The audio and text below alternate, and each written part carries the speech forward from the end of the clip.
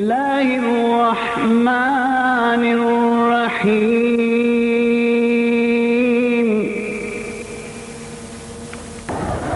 सारी जन्नत में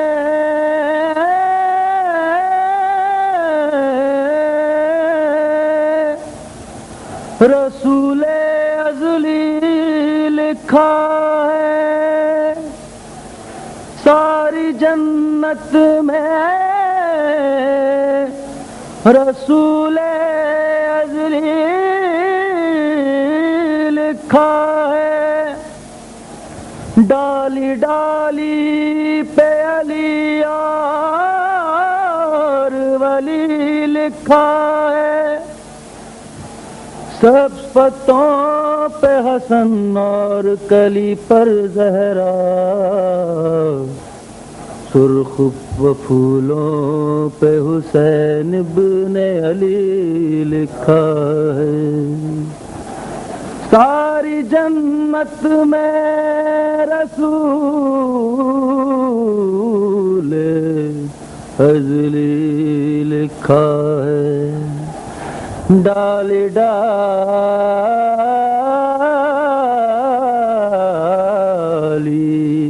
पे अली और वली लिखा है सब पत्तों पे Allah, the merciful, the compassionate. All praises to Allah, the creator of the universes and their sustainer, the provider of believers and unbelievers. And may his choicest blessings be on the seal of his prophets, the last of his messengers and his holy progeny.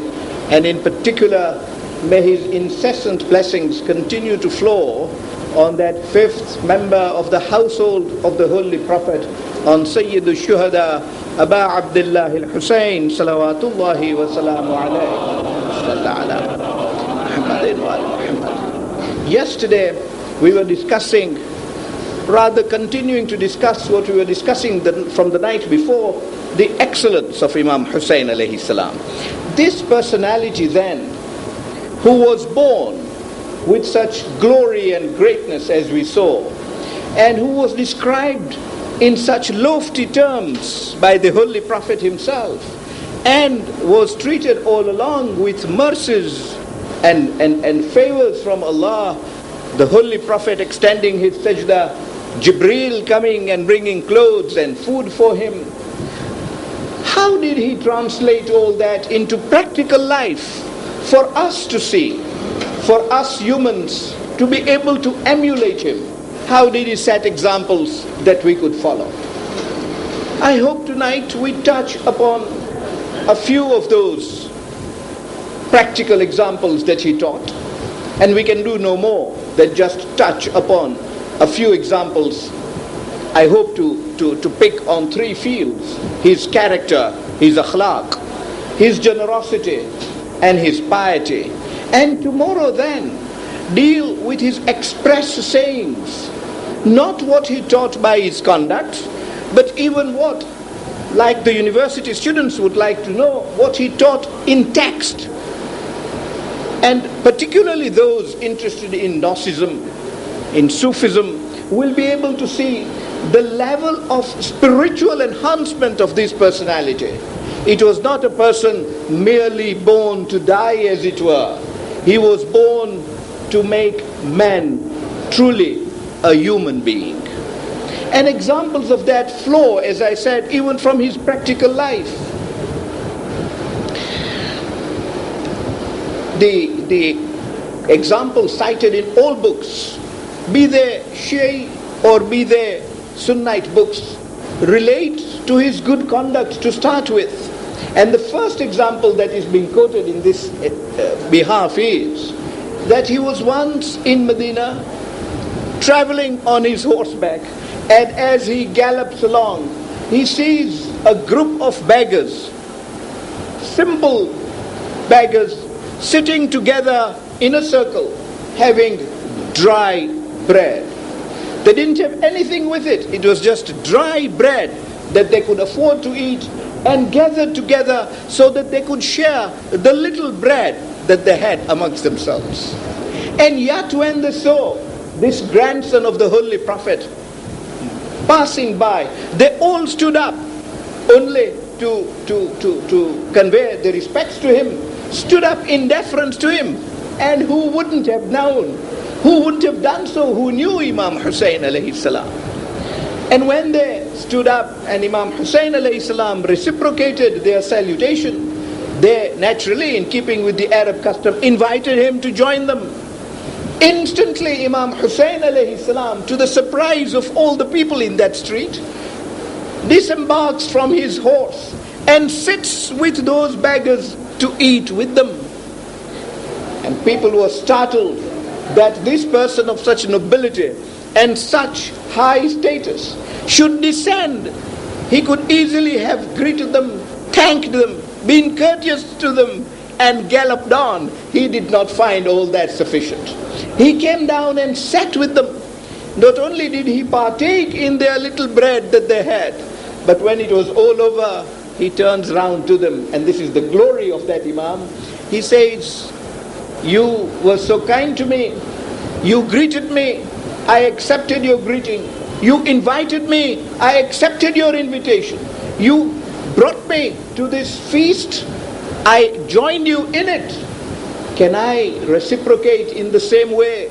And will you please reciprocate and respond to me with similar gesture?" So the beggar said, "Yabna Rasulillah, we do not understand what you are saying." And he said, "What I mean is, I having sat with you for a meal, now you come to my house and share with me whatever little, just as I shared with you whatever little you had, come and share with me whatever little there is in my house for all of us to eat." The beggars did not know what to do next. And Imam Hussein alayhi salam turns round and repeats his question and said, "I joined you, will you not join me?" And seeing that humility from this grandson of the Holy Prophet, from the grandson of one who was at one time almost a king in Medina, immediately said, "How dare we say no to you, Yabna Rasulillah?" He takes them home, brings them to his house, gives them a sumptuous meal, and then it is said he washes the hands of each one of them with his own hands. That is the character and the high altitude at which this personality always lived. Always lived. And this is not only reported in our books. In Ayashi, for example, you will find this reported in numerous Sunni works, including Khawarizmi in his Maqtalul Hussein. This is why, and I want to say this at the beginning so that I don't need to repeat it all along, because it is something that can be repeated at every instance I give. This is why that slogan that I'll read, "Live like Ali, die like Hussein," I find it so inapt. I find it so inaccurate, so untrue. I find that those who coined that particular slogan never knew how Imam Hussein alayhi salam lived. I was saying in England some time back when I was speaking there, that it appears as though Imam Hussein alayhi salam was born on the dawn of Ashura and was martyred on the Asr of Ashura. That there was nothing in between in his life. All this is there. And is that slogan not really improper even for Imam Ali alayhi salam? To say, live like Ali and die like Hussein, does it not imply that the death of Imam Ali is not worthy of emulation? What superior death can there be than to die in mihrab, to be martyred in mihrab in the course of prayer? His own words, "Fuztu wa Rabbil Kaaba," proves that slogan wrong. That slogan had better be, live and die like Ali and Hussein. Because both of them taught how to live. Both of them taught how to die. And both of them throughout their lives taught us how to get along. This was the generosity, the level of generosity of generosity and of the akhlaq of Imam Hussein alayhi salam with that category of people who you would regard as the most mean of society, and he treated them at par with any other noble person of Medina who would treat him well. And I hope we shall discuss one of his sayings this evening where he exactly explains why he behaves like this. But the peak of his such akhlaq comes when, again, everybody has reported what I'm just going to say. Shia books, Ibn Shahr Ashub has reported it. Sunni books, Ibn Asakir has reported it. Khwarizmi has reported it. Tabari has reported it. It's all over Sunnite works that a Syrian comes to Medina called Assam, and at that point in time Muawiyah in Damascus was spreading the rumors against Ahlul Bayt alayhimus salam. Indeed, it was customary to curse members of the Ahlul Bayt in the Jummah prayers and in other prayers and all along, and everything nasty was said about them. And hence the people developed a sort of an anathema against the Ahlul Bayt, and this was done quite deliberately. The Umayyads were out to destroy Islam, and the best way to destroy Islam was to destroy those who brought about Islam and who cared and nurtured Islam. And Muawiyah was particularly careful to ensure that the Ahlul Bayt are not allowed to have a high status, so that people do not follow them, because if the people will follow them, they will follow Islam. I started this series by that particular slogan, that's discussing Imam Hussein alayhi salam is discussing Islam and nothing else. And so when this Syrian enters Medina, he enters with that venom against Ahlul Bayt.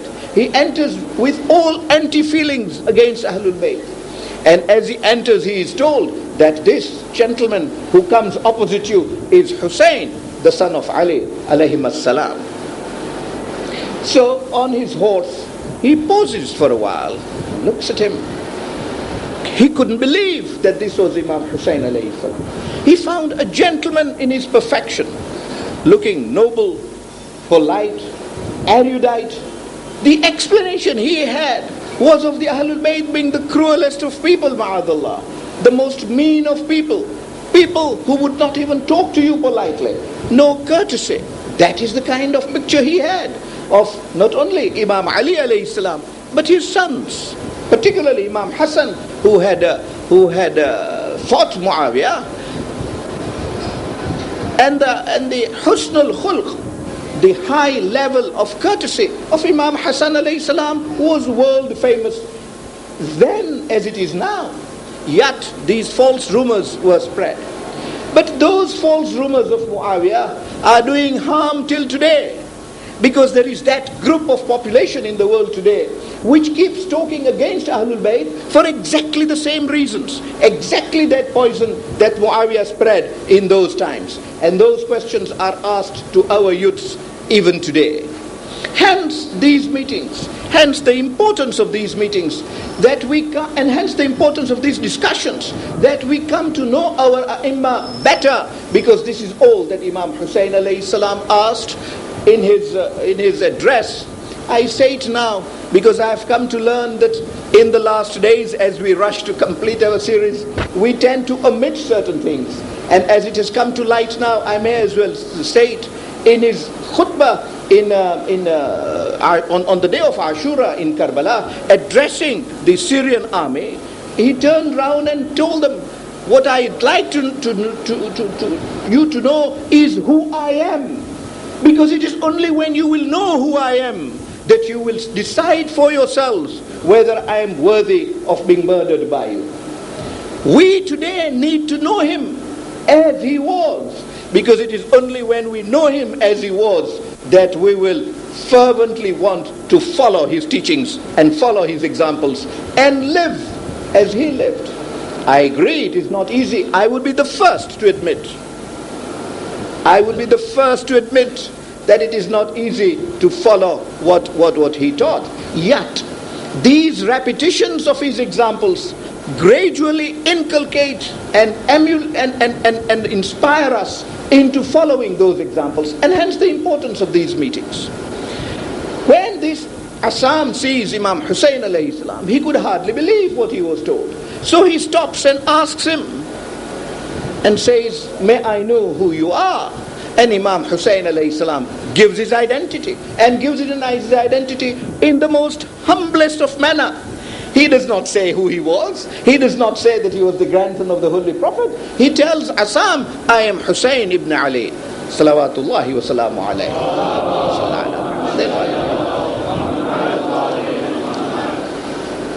Assam still does not believe what he sees, and turns round and says, you mean you are the son of Abu Turab?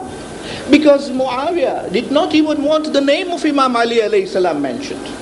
He called him by one of his titles, the title being Abu Turab.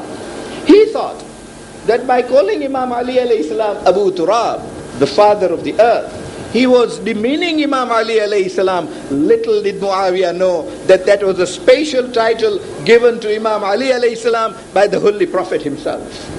I will not consume more time on that because we discussed that title 2 years back. Hence you can see that even when the enemy has been at pains to demean Imam Ali alayhi salam, he gives him a title that elevates Imam Ali alayhi salam.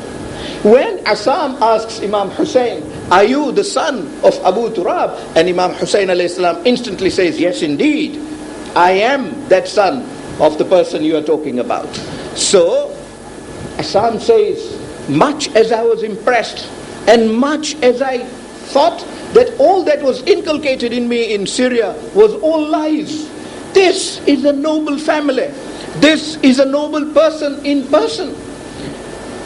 Maybe all that I was told was lies, yet having been inculcated in that poison and having been bred in that poison for years, it could not go away quickly. And what came on my lips were insolent words. And I started immediately to insult Imam Hussein alayhi salam with flimsy words, with words I now feel was demeaning myself that my lips should utter such words. And yet, here was this person listening to me, not only with humility, but with kindness and with compassion. And when I finished all that, he said, he recited a verse of Quran in respect of people who are insolent, that the Holy Prophet was taught to recite by Allah when the Makkans were insolent to him. And having recited that, turns around and says, now that you have finished what you wanted to tell me, can I start to tell you and ask you what I want to ask you? Assam said, I immediately thought, what will follow will be a barrage of insolence, of barrage of abuses on me. And each abuse that I made, he will answer with even stronger abuse. But what followed was that I see that you are a traveler. I see you have just entered Medina and you are exhausted. Do you need any help? Do you need any guidance to the place that you want to go to in Medina, or things that you want to do? Tell me, so that I can help you ease your journey into Medina and fulfill your mission into Medina. You must be tired.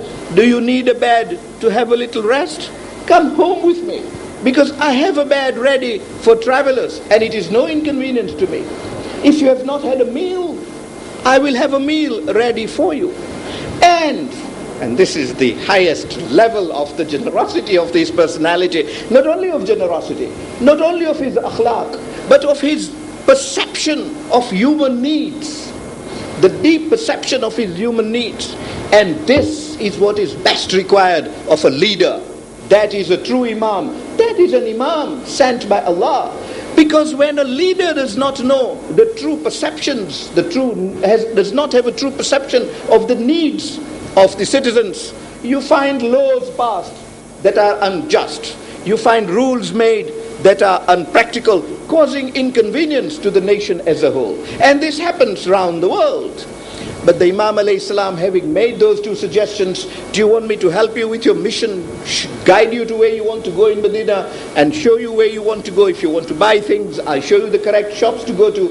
Or if you are hungry or tired, take you home. And then says, oh, you may have a request I have not covered in what I have asked. Make those requests to me, and I will ensure that I comply with them now. Assam says, I simply did not know how to cope with that politeness and that courtesy. He said it was impossible to deal with it. He turns round and says to Imam Hussein alayhi salam, he says, the picture I was given of you was totally different from the way you are behaving. I was told that you are a family of wicked people who want to change us and to follow one Allah which is not correct at all. You want to take us away from our cultures. This is far superior to any Arab culture that I have known. And I am so now ashamed of myself. What is the truth? Where does truth lie? And Imam Hussein alayhi salam's answer again has become a golden saying in Arabic as well as in cultural sociology. Imam Hussein alayhi salam says, do not judge me by what I will tell you, nor judge me by what my enemies will tell you. Judge me how you find me to be within your own measure of what humanity you expect from me. Within your own measure of what humanity you expect from me. And the person turns around and says, there is no form of humanity that you have left uncovered. I am now even ashamed of asking for any help that you gave. And Imam Hussein alayhi salam says, no, those offers were genuine, and you asked for your deeds, and I am here to fulfill them. It is a favor from Allah that I should be able to help a traveler. It is a favor from Allah, he says, that I should be able to help a traveler. Alas, that Muslims had said that to him in Karbala. However, Assam finishes that particular narration by saying that I became so tongue-tied that I almost thought that if the earth would break open, I would just bury myself in it. I had no face to show this man.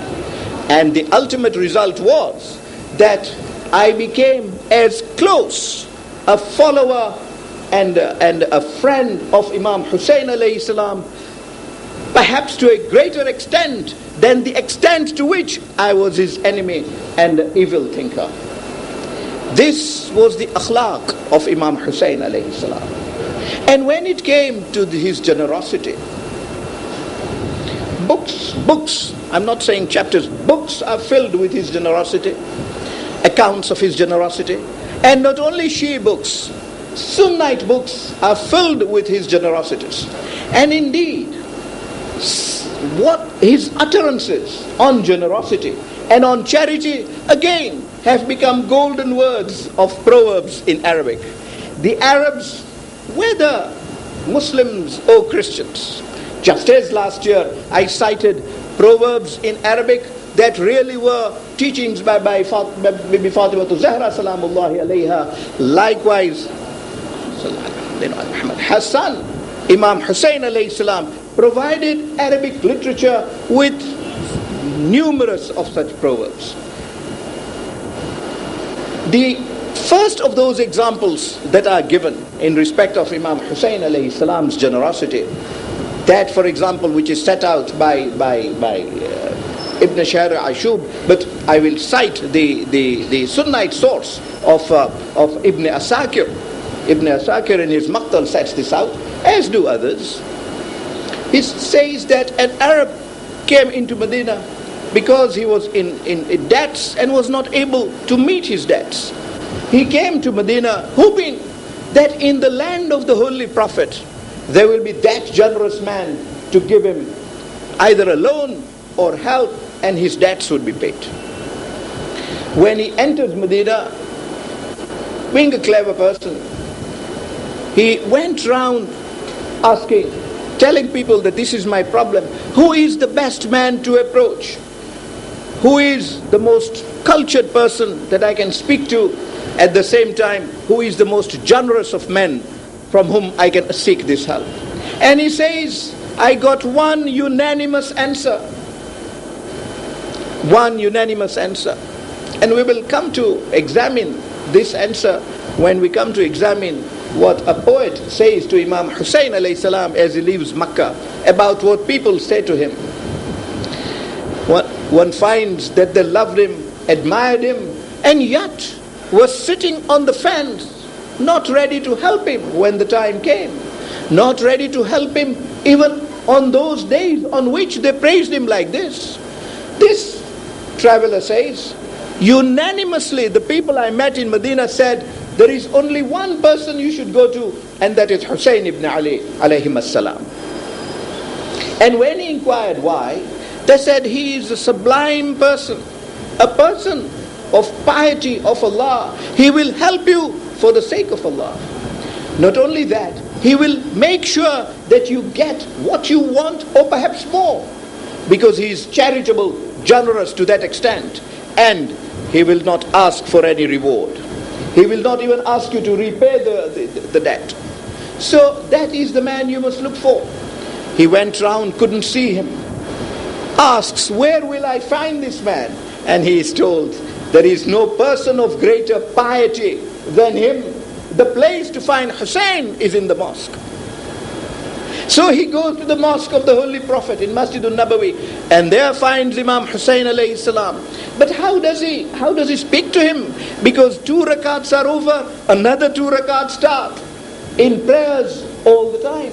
And if I may interject even at this stage to say that Ibn Asakir says that what is known of Imam Hussein alayhi salam was that he would recite 1,000 rakat in 24 hours.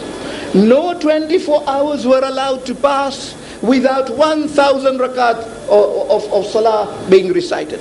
The great importance of worshipping Allah in the manner in which he taught. And this is the level of Gnosticism, that you worship him in the way he taught. And if he taught that he wished it to be worshipped through salah, through qiyam and ruku and sujood, then that is the way to worship him.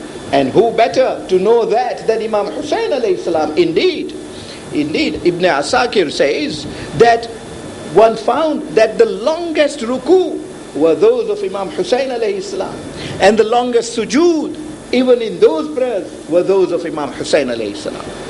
However, as I said, this was a clever person. He goes and sits next to him and recites a poem, begins to recite a poem. And in that poem he says, and I will not take time reciting the Arabic poem, but it is so beautiful in itself. He says in that poem, he says, no person can be depended upon better than you, because you have both. You have both. Anta alim wa anta sharif. He says, because you are a knowledgeable person, a person with knowledge. And that person to deal with is a person with knowledge, not one with ignorance. Because a person with knowledge will act in a noble way. And he says, secondly, you are by yourself of nobility. Anta Sharif, you come from a noble family. And it is said that no one has ever come to you and asked for things from you which he was not instantly granted by you. We would turn round to this. We would turn round to this supplicant today and even tonight, 14 centuries later after he lived. And this is why I say how he lived is an example. We would today say, oh Hussein, even today when we come to Karbala and ask for you, we never return empty-handed. None of us has come back without you supplying us what we ask for. And we don't even need to come to Karbala. We hold a majlis and ask, and you grant. Would that traveler not have been given?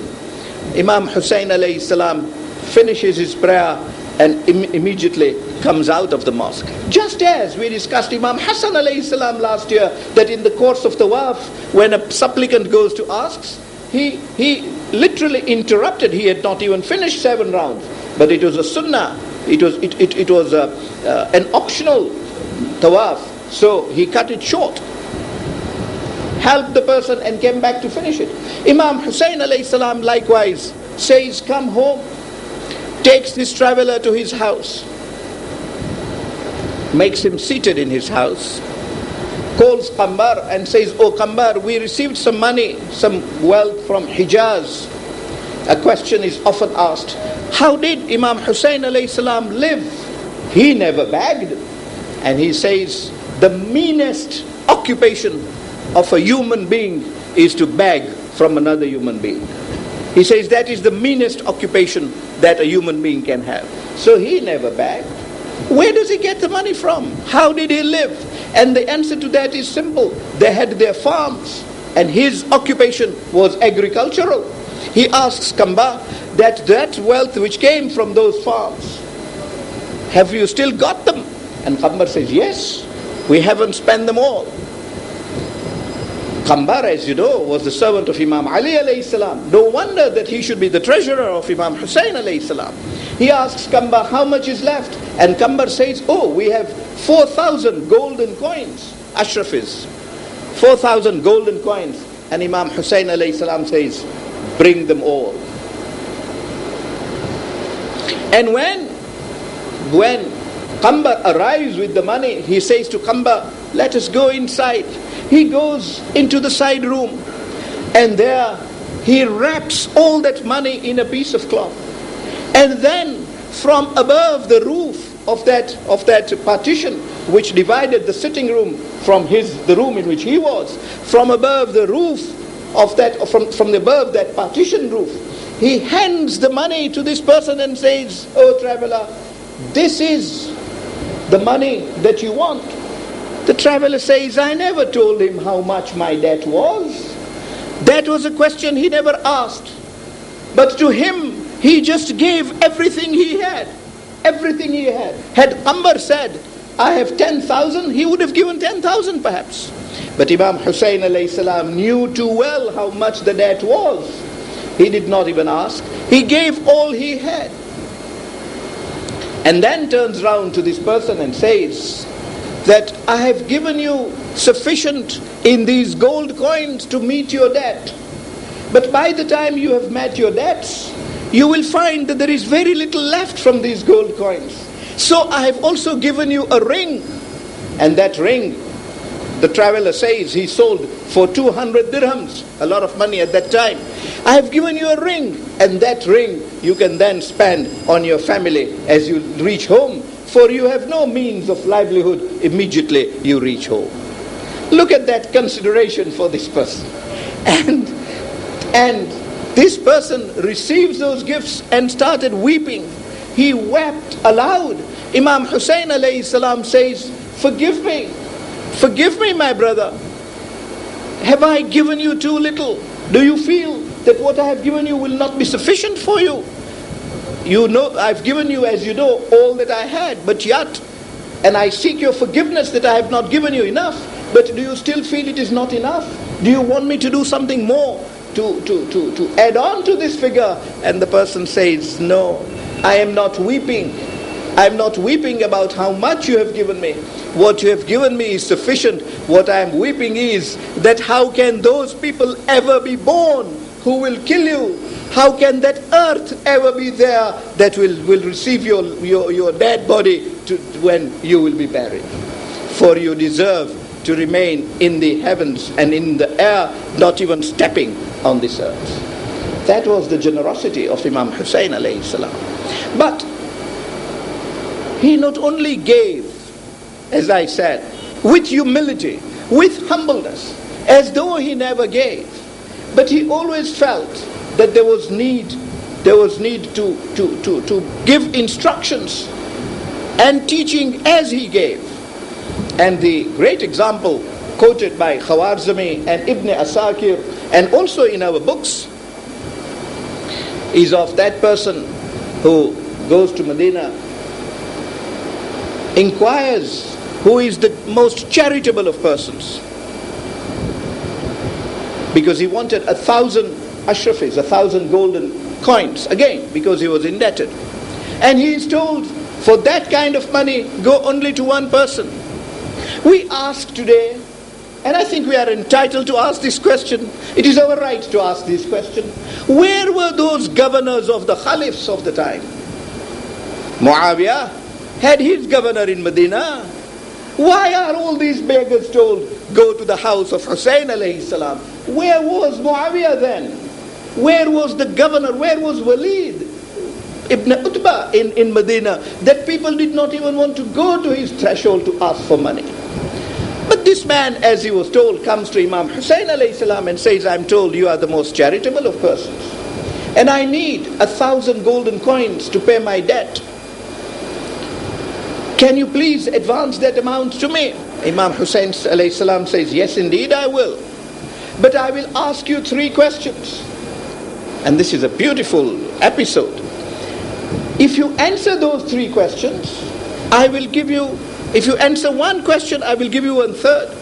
If you answer 2, I'll give you 2/3. And if you answer them all, I'll give you all that money that you're asking for.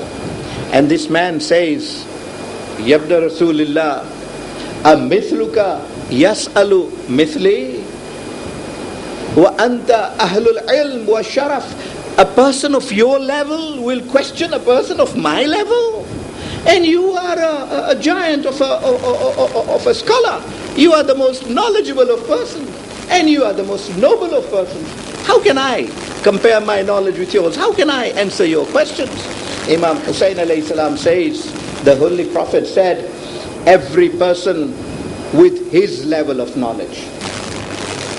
And every person is treated by his knowledge of his level of knowledge and his level of ma'rifah. And so will Allah judge every person on the day of judgment. He says, very well, if that is the case, I will try. And wala hawla wala quwwata illa billah. Beautiful words with which to start any exercise. Imam Hussein alayhi salam asks the first question. And I think there is more in the question than in the answer that is provided. The first question is, what is the best thing a man should have? And don't we all want to know that? But to make us conscious, that we must be conscious as we live as human beings as to what is the best thing. Is the best thing money, that we should start running about it? Is the best thing reputation and good name? Is that the good thing in life? What is the good thing in life? Have we paused? I ask the youth tonight, have we paused to think about that? Imam Hussein alayhi salam makes us do so. He asked this man, what is the best thing to have in life? And this man gives a beautiful answer. He says, ilm ba hilm, to have knowledge with forbearance. Because that knowledge that you have gives you arrogance. That knowledge makes you feel you are clever when you are not really, because you only have little knowledge, however much you have. The professor of mathematics knows mathematics and no more. The lawyer knows laws of the world and no more. If he is sick, he needs the doctor. The doctor knows medicine and no more. You can see how limited the best of us is in knowledge. This person says that person who has knowledge must have hilm, he must have forbearance. He must not only not have arrogance, he must be able to deal with other people at their level. And Imam Hussein alayhi salam says, ahsant, yes, indeed, that is the best thing to have. Ilm with hilm, with forbearance.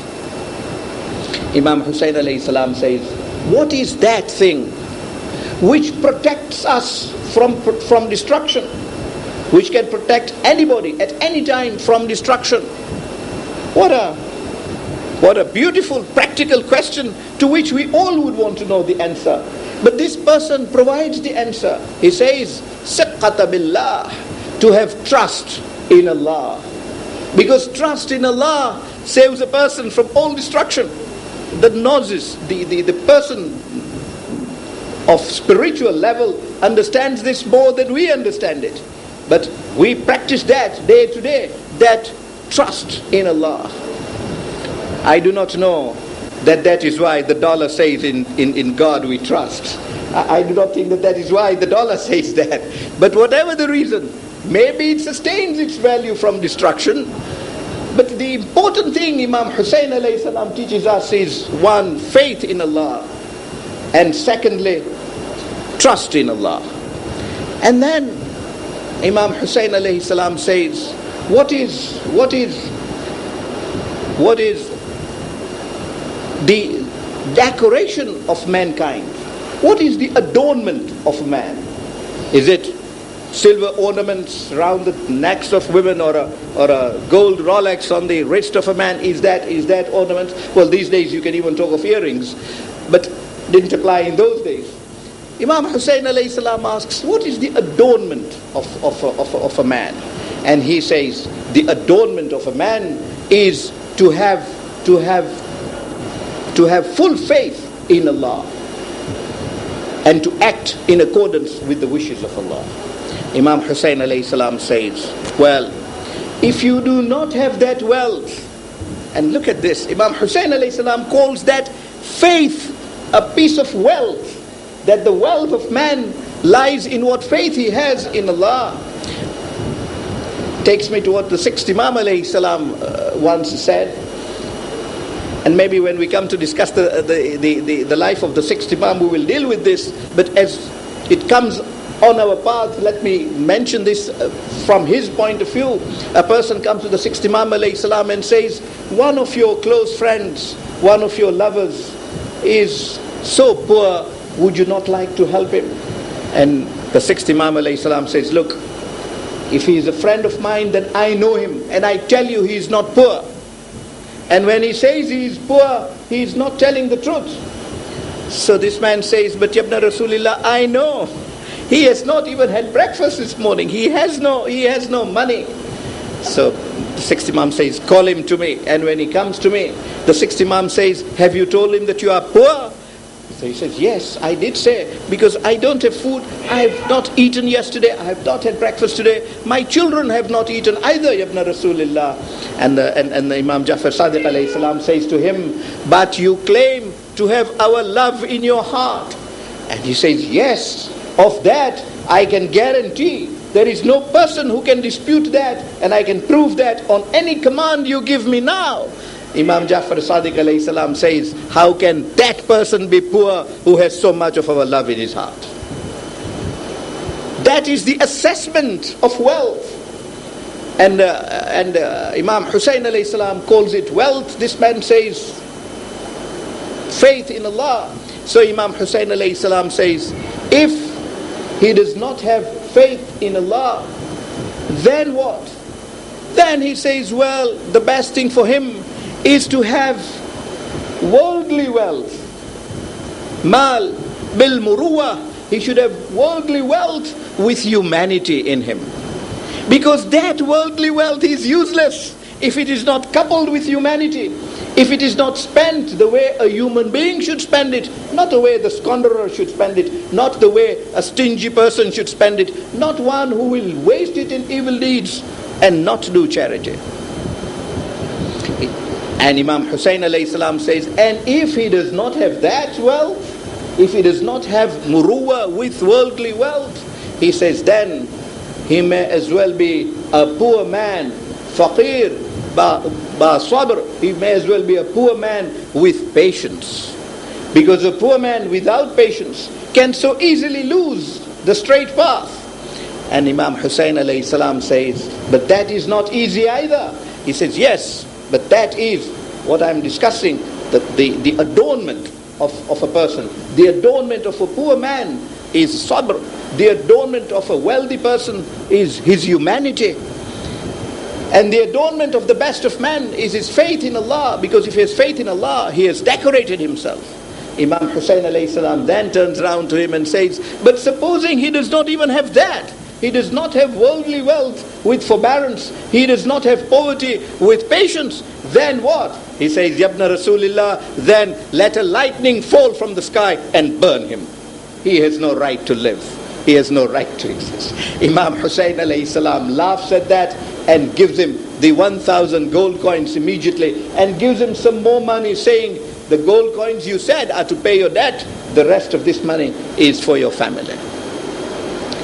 This is how he behaves. But the par excellence of his charity lies in this example, which was repeated so many times in his life. A person goes to him, and Qambar was sitting there and says, Yabda Rasulillah, I need 1,000 gold coins. And it is amazing when one looks into history of these events, that in all these transactions, they are asking for gold coins running into 4 figures. As you can see, nobody has asked for less than 1,000. It's 1,000 or 3,000 or 4,000. He says, I have a debt of 1,000, and I would wish to ask for your help. And Imam Hussein alayhi salam says, very well, I will give you 1,000 ashrafis. Tells Kamba, give him 1,000 ashrafis. And Kamba immediately produces 1,000 ashrafis and gives it to him. This man, strangely, starts counting the money. He starts counting every single of those ashrafis that was given to him, every single of those gold coins, to check if they are 1,000. Kamba turns around to him and says, "Oh, servant of Allah, Ya Abdullah, this is a charity given to you by the grandson of the Prophet. And you have the ill manners of counting how much you are given. He has said 1,000. I have counted they are 1,000 and I have given them to you. Why do you wish to count them?" And this debtor says, "Oh Qambar, why should I not count? I have sold my dignity by coming to beg for this money. I have sold my dignity to the grandson of the Holy Prophet. Why should I not count whether I have got enough return for my sale of my dignity?" And Imam Hussein alayhi salam says, "Qambar, stop. What he says is so right.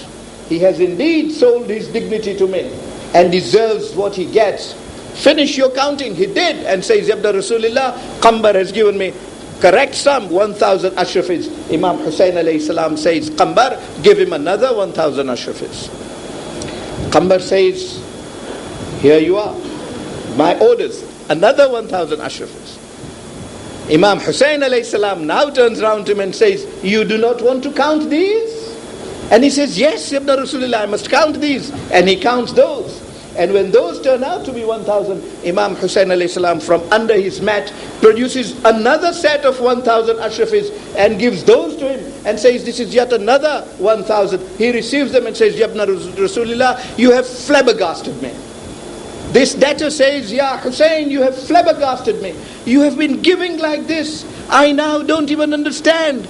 I made a point of counting these, saying that I had sold my dignity. I did not mean to be rude, but you have now showered me with so much money." Imam Hussein alayhi salam says, "I have not showered you with any money at all. What you have received from me is entirely your right." And look at the logic and the attitude. This is the important thing. The attitude of a giver towards one to whom it is given. No favors, he says. This is your right. And the beggar says, "Ya Rasulullah, explain me how it is my right, because I do not see it. I thought my right ended at receiving the first 1,000. And Imam Hussein alayhi salam says, "Yes, the first 1,000 was because you asked for that money to pay your debt. That will go in paying your debt. You will not have anything left. But you said you sold your dignity.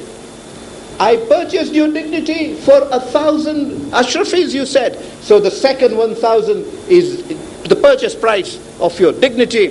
And the third 1,000 is for the favor that you did to me, that you came to ask me from that money.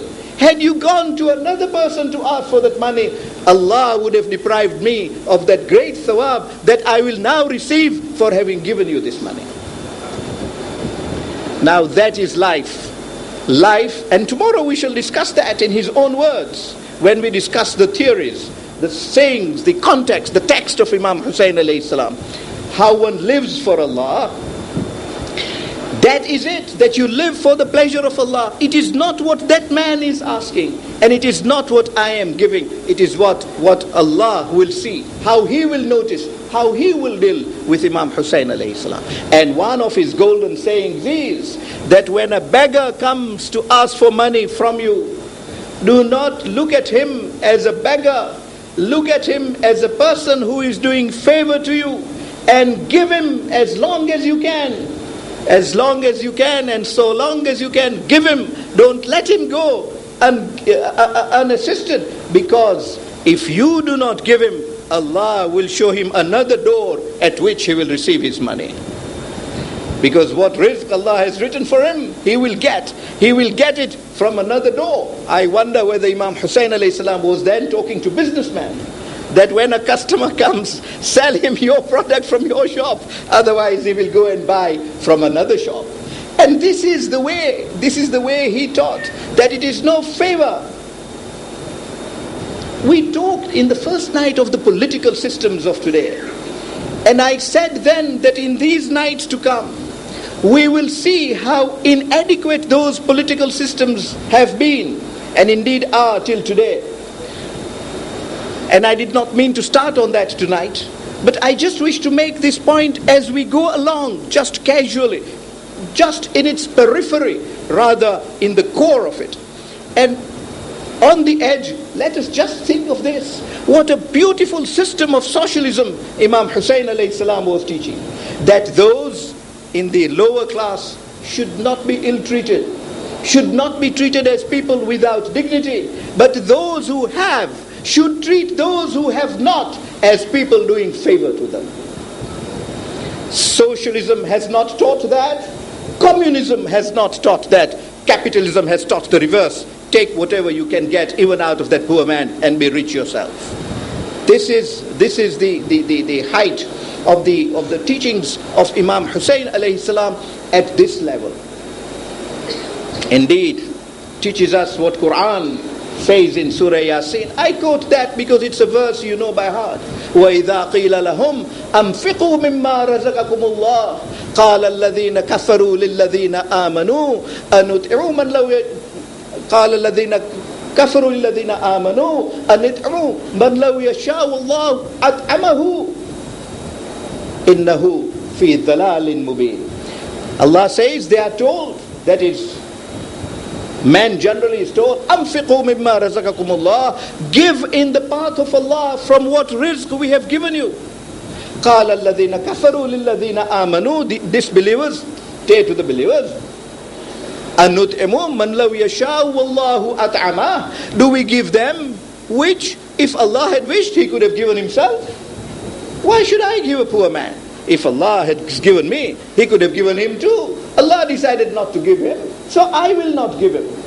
And Quran says, in antum illa fi dhalalin mubin. When you talk like that, you are but totally in disarray. You are out of the straight path.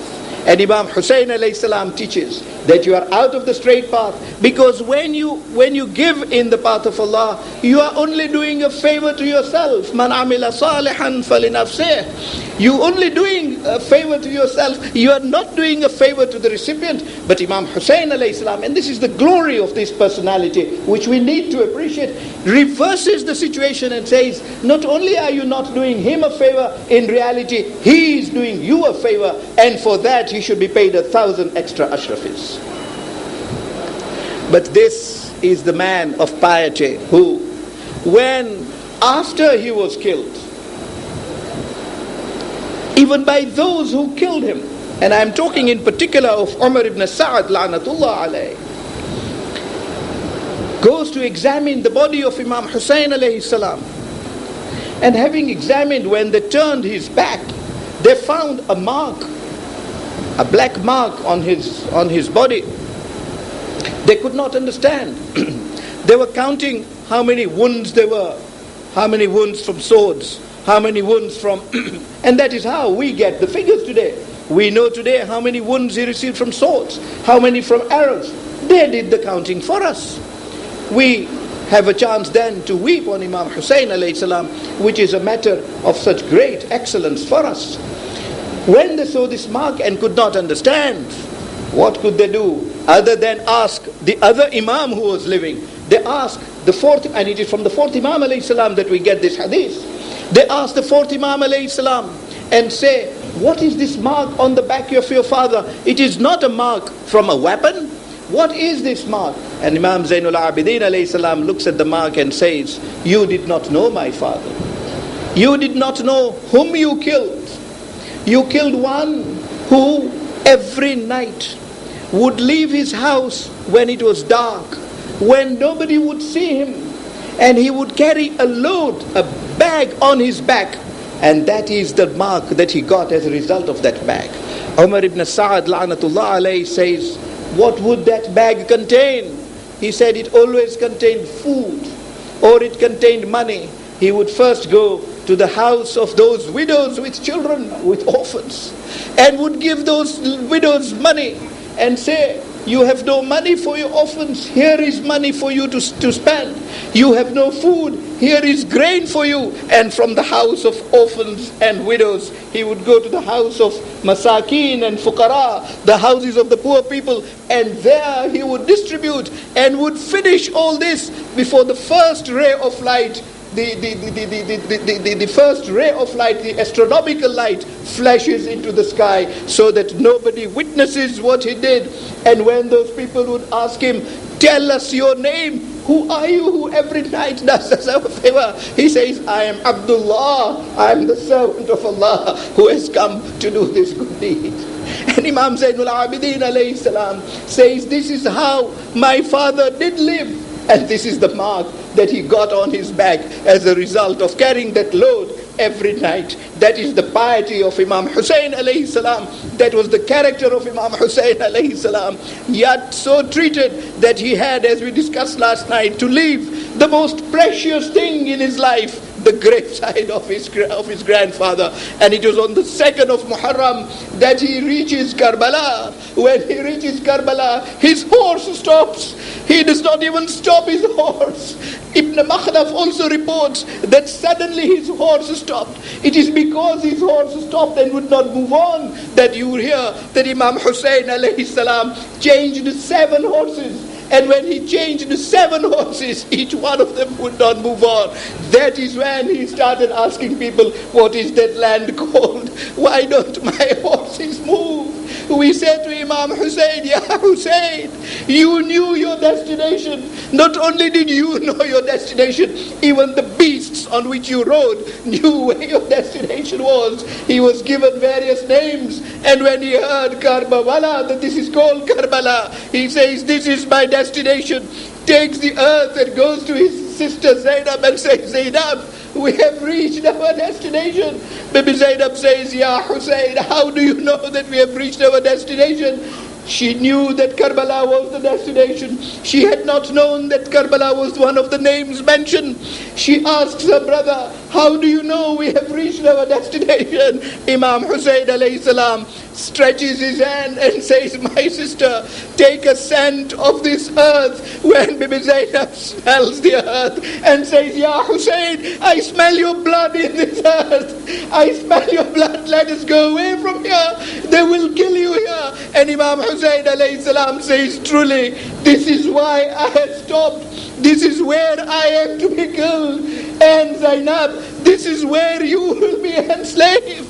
And Imam Hussein alayhi salam, talking of his piety and his pleasure of Allah, immediately turns to Allah and says, Oh Allah, I thank you, your thousands thanks to you that you have reached me safely to where I will be martyred. But oh Allah, my promise was for the day of Ashura, that I should be killed by Shimr on the day of Ashura. That is the 10th of Muharram. I have come here on the 2nd of Muharram to prove my promise true. 8 days before the day, I am here to fulfill my promise. Oh Allah, I said I would bring Awna Muhammad with me. Here they are to be martyred by these kafirs. I said I would bring Qasim. Qasim is with me for his body to be trampled upon by these kafirs. And I said I would bring my brother Abbas. You see, Abbas is here 8 days before the day of promise. He is here to have his arms slaughtered. And I said I would bring the remembrance of the Holy Prophet, my son Akbar.